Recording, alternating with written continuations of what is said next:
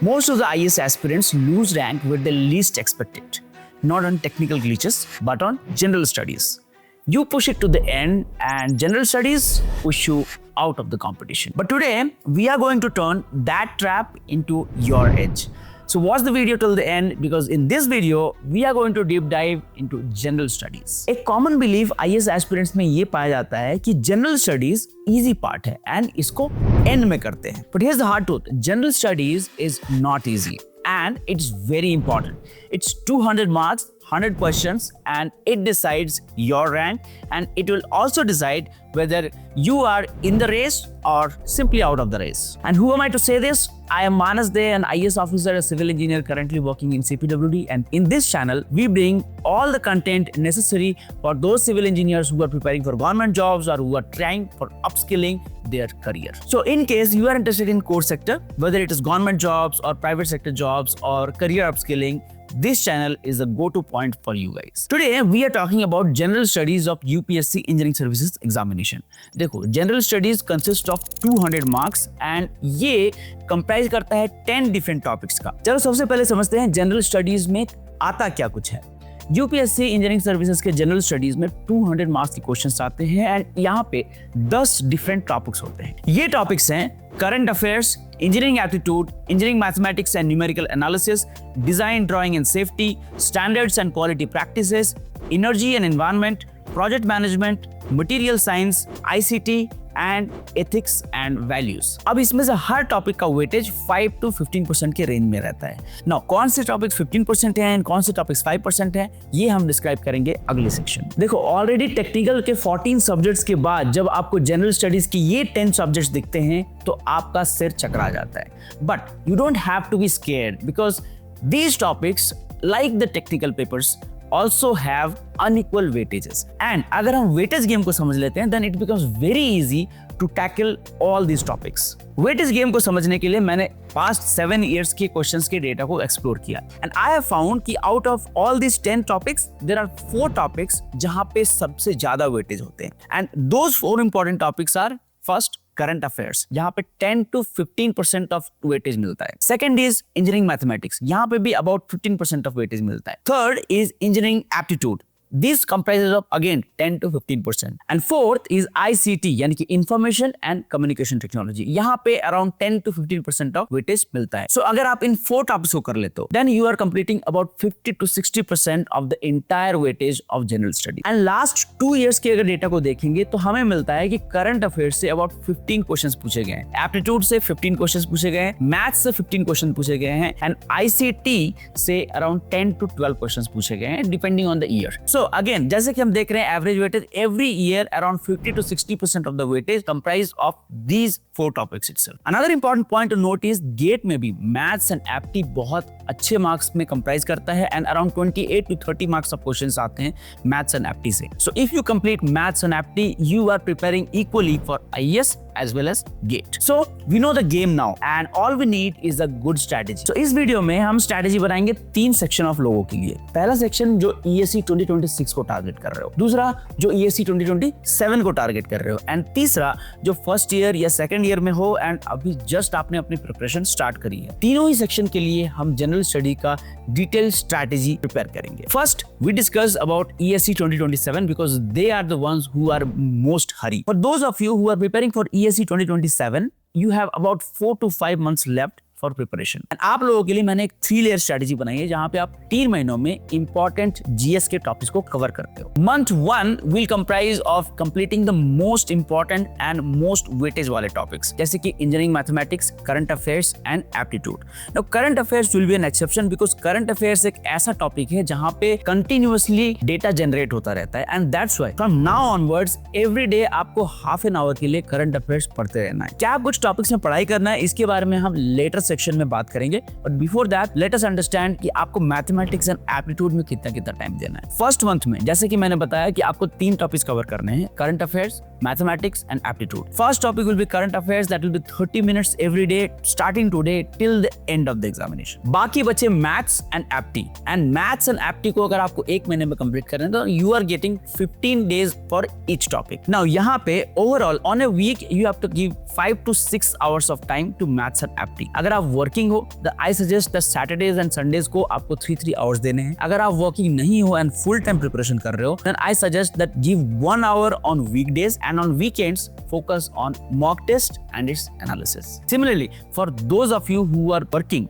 Saturdays and Sundays में besides preparing for 5 to 6 hours of general studies आपको mock test भी देना है and उसके analysis को भी करना है. इसके अलावा working guys अगर आपको job के बीच में 30 minutes का भी break मिलता है then आप mock test जरूर लगाया करो because it comprises of 15 to 20 questions only, and mock test को लगाने के बाद same day make sure कि you analyze all the mistakes and you learn whatever important concepts are there in that. Notes आपको 2 to 3 pages के बनाने हैं, बहुत ही brief notes बनाने हैं because maths में आपको formula based ही questions आते हैं. So if you are prepared the formula and made it into a bunch of 3-4 sheets, it becomes really concise and easy for you to revise at the end moment. Now before we end the video, there is a big announcement coming up. हमने Additional Director General CPWD के साथ एक interview appointment ले लिया है, and this guy was instrumental in Central Vista project. So there is going to be a lot of discussions on construction technology, latest technology जो अभी use हो रहा है, गवर्नमेंट सेक्टर का फ्यूचर क्या है एंड गवर्नमेंट इंजीनियर्स की क्या कुछ स्कोप है फ्यूचर में. Let me know in the comment box अगर आपके कुछ इंपॉर्टेंट क्वेश्चंस हैं ताकि मैं उन क्वेश्चंस को भी अपने क्वेश्चनर में इनकॉर्पोरेट कर सकूं and we get a more descriptive and detail answers of those questions. So subscribe to this channel so that you get update about that interview as soon as the video surfaces in my channel. First month के बाद let us come to the second month for ESE 2027 guys. Second month में आपको करने हैं next important weightage वाले topics जैसे कि ICT, project management, standards and quality. ये 3 टॉपिक्स को आपको नेक्स्ट लेवल में करना है बिकॉज इन टॉपिक्स से अराउंड 10 to 12% ऑफ वेटेज आता है. If you are completing first month and second month you are essentially completing 60% of the entire syllabus and with this weightage itself you will be good to go for full test series जो कि आप दिसंबर से start करोगे. And that's why it is becoming very important कि October and November in these 2 months you complete at least 50% of the weightage. Again, I'm not going to deep dive into how much time you have to give to each sections, but overall आपको ये समझना है कि आप जैसा preparation first month में किए हो वैसे प्रिपरेशन यहाँ भी कंटिन्यू करोगे. Only difference will be instead of preparing 2 subjects now you will be preparing 3 subjects and for 3 subjects you will be getting 10 hours each subject. So आप ये भी ध्यान रखना है कि 10 hours में आपको मॉक्स लगाने हैं, प्रीवियस ईयर क्वेश्चंस लगाने हैं, थ्योरी भी पढ़ना है. Now theory itself is so vast you won't be able to cover it in such short time. So what I suggest to you is only go for mock test and previous year questions and वहां से जो भी corrections निकल के आते हैं, जो भी आपके गलतियां होती हैं उनको आप कवर करो and based on that you get a concise short note and this will be enough for scoring decent score in these subjects. Alright, after month 1 and month 2 let us come to the month 3 जहां पे आप balance सारे topics को complete करोगे. Month 3 में आपके पास 4 topics balance रह जाते हैं. They are ethics, energy and environment, design safety and material science. And ये सारे के सारे टॉपिक्स रिलेटिवली लेस इंपॉर्टेंट है. यहाँ पे 6 to 8 मार्क्स के रेंज में क्वेश्चंस आते हैं. स्पेशली एथिक्स वैसे टॉपिक्स को मैं बोलूंगा कि आप सबसे एंड में कंप्लीट करो बिकॉज एथिक्स एक ऐसा टॉपिक है जहाँ पे आप नहीं भी पढ़ते हो तो भी 2-3 क्वेश्चन बना लोगे. अगर आप पढ़ाई भी कर लेते हो you won't be able to make 100% of the questions. So ethics I will suggest give least importance and material science, engineering drawing, these are the topics जहाँ पे आपको ज्यादा स्ट्रेस देना है. Alright, after 3rd month आपका more or less general studies तैयार हो चुका होगा and on the month 4th and month 5 you will have to practice all these things. And for practicing you just have to give 1 hour every day non-negotiable. In this 1 hour you will be appearing in the mock test, in the previous year's questions, you will be analyzing all those things and see what new things you are learning each day. इसके अलावा आपको ये भी ध्यान रखना है कि there will be bubble mark sheet जहाँ पे आपको bubble marking करना होता है and for that you have to allocate a separate time and you have to be smart in this regard. Suppose करो आपके पास 1 hour का time है and you have to make 60 questions. So you don't allocate 1 minute to each question. You allocate 40 seconds to each question, so that at the end, accumulation of these 20 seconds extra will lead to some amount of extra time जहां पे आप ball marking कर सकते हो. Alright, this was the strategy for ESE 2026. Now I am coming for the strategy of ESE 2027. जो ESE 2027 के लिए तैयारी कर रहे हो, they have got about 16 to 17 months of preparation time.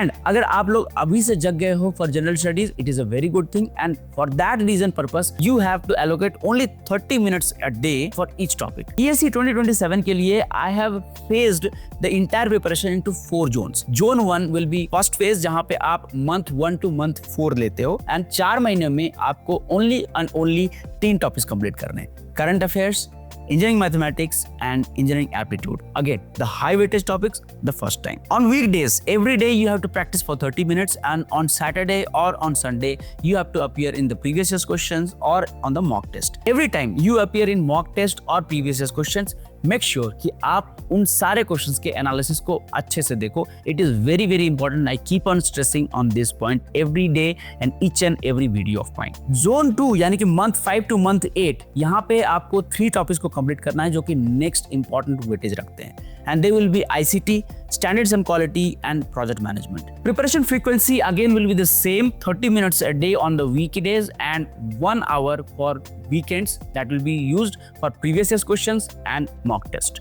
Zone 3 will comprise of month 9 to month 12, and by that time you will be reaching 2027 का September or October month, and by this time you should be able to complete the entire syllabus of general studies. Whatever the left out topics, that will be completed in this zone 3, and after completing these topics you will be focusing only and only on mock test and previous year's questions. Alright, this was the strategy for ESE 2026 and ESE 2027. Now I'm coming to the strategy of those जो कि first year में हो या second year में हो and you are targeting IAS in your 4th year. जो भी ऐसे लोग हो, for them there is only and only one suggestion.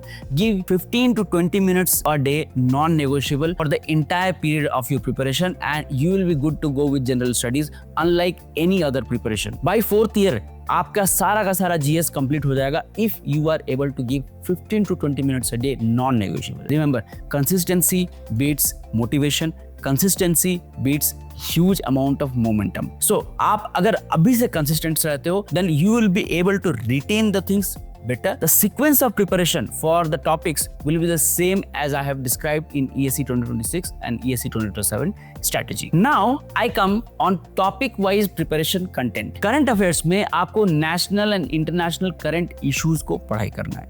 Mostly technical issues will be covered. जैसे कि आपका नेशनल इंफ्रास्ट्रक्चर पाइपलाइन के रिलेटेड टॉपिक्स, रिन्यूएबल टारगेट्स के related topics, climate impacts, ISRO के बारे में, सेमीकंडक्टर एंड PLI स्कीम्स जो गवर्नमेंट ने स्टार्ट किया है, basically everything related to technical and that is a current theme of the government, वो आपको बिल्कुल अच्छे से तैयार करना है. Engineering mathematics, nothing to say about it. आप already first year and second year में इंजीनियरिंग मैथमेटिक्स को पढ़े हो. Now it is very difficult to complete the entire engineering mathematics right now in just 20 days और 15 days time. तो इसके लिए मैं सजेस्ट करूंगा कोई भी अच्छे कोचिंग इंस्टीट्यूट से आप एक फॉर्मूला शीट ले लो, एंड उस फॉर्मूला शीट में जो भी इंपॉर्टेंट फॉर्मूला है उनको आप देख लो, and just jump on the questions, previous year's questions बनाओ, mock test बनाओ, and this will be enough for you to prepare engineering mathematics. Engineering aptitude में आपको patterns पढ़ने हैं, ratios पढ़ने हैं, Venn diagrams पढ़ने हैं, DI लगाना है, mixed practice questions करने हैं, and याद रखना कोई भी isolated questions नहीं आते हैं. Generally 2-3 topics को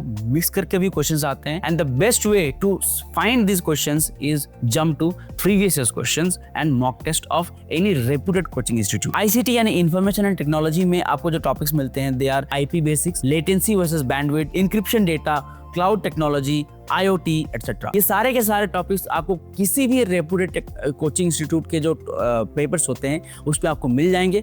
you can just go through them and simply, मैं फिर से आपको बताऊंगा कि आपके पास टाइम अगर कम है, then you should simply go through these topics overall just once or twice and just jump to the questions. That will be enough for you to grasp the content that will be asked in the question. इसके अलावा project management, standards and quality and ethics में जो भी topics होंगे, इसके बारे में मैं एक डिटेल शीट बना के ड्राइव पे अटैच कर दूंगा and I will put the link in the description box. You can download the link and find the data. Alternately, अगर आप कोई भी कोचिंग इंस्टीट्यूट को फॉलो कर रहे हो, अगर आपके पास ऑफलाइन स्टडी कोर्स है या ऑनलाइन स्टडी मटेरियल है, you can refer to them. Whatever the content is available, just go through that once in 2 to 3 days time and jump onto the questions. This is the only strategy that you need for succeeding in general studies game. So overall हमें ये समझ में आता है कि general studies easy भी है and tough भी है. अगर हम इसको बिल्कुल ही ignore कर देंगे, it becomes a hell lot of task for us. लेकिन अगर हम इसको consistently cover करते हैं, one topic at a time, it becomes really easy to cover the general studies and really easy to score in general studies. And that's why those of you who remain consistent and those of you who breaks it down one step at a time, उनके लिए general studies में score करना is like an additional bonus reward. So do 1 hour today, every day, and don't push it to tomorrow. And that's how you beat the general studies game. That's it for today's video guys. I hope आपको ये video informative लगा होगा. अगर ये video पसंद आया हो तो प्लीज वीडियो को लाइक करो, सब्सक्राइब करो इस चैनल को, because your likes and subscriptions are only motivating factors that keeps me going in this channel. And share करो अपने फ्रेंड्स के साथ जो कोर सेक्टर इंजीनियरिंग में इंटरेस्टेड हैं, ताकि they get benefited with the content that we make. See you in the next video. तब तक के लिए बाय बाय.